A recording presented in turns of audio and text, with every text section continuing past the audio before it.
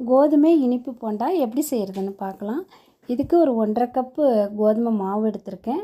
அதோட ஒரு வாழைப்பழமும் 2 ஏலக்காயும் போட்டு மிக்சியில் அரைச்சி பேஸ்ட் மாதிரி கலந்துக்குவோம். அதோட மாவோடு சேர்த்துக்குவோம்.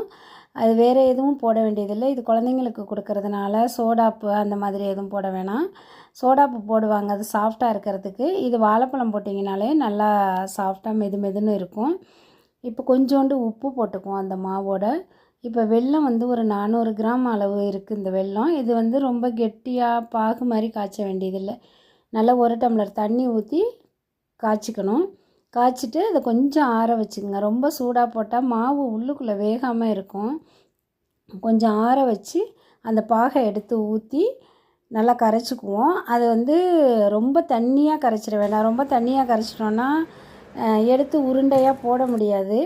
ரொம்ப கெட்டியாக இருந்தாலும் உள்ளுக்குள்ளே மாவு வேகாமல் இருக்கும். அதனால் மீடியமான அளவில் கலந்து எடுத்து வச்சுக்குவோம். இப்போ கரெக்டான அளவில் இருக்குது. எண்ணெய் தேவையான அளவு எண்ணெய் ஊற்றிக்குவோம்.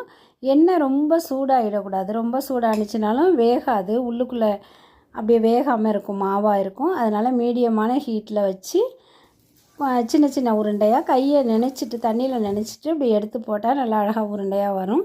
இது மாதிரி போட்டு எடுத்து குழந்தைங்களுக்கு ஈவினிங் டயத்தில் கொடுக்கலாம். இது கொடுத்து பாருங்கள். இது பிடிச்சிருந்துச்சுன்னா லைக் பண்ணுங்கள், ஷேர் பண்ணுங்கள். இது மாதிரி இன்னும் வீடியோஸ் பார்க்குறதுக்கு ஃபீனிக்ஸ் பெண்கள் யூடியூப் சேனலுக்கு சப்ஸ்கிரைப் பண்ணி வச்சுங்க. தேங்க்யூ.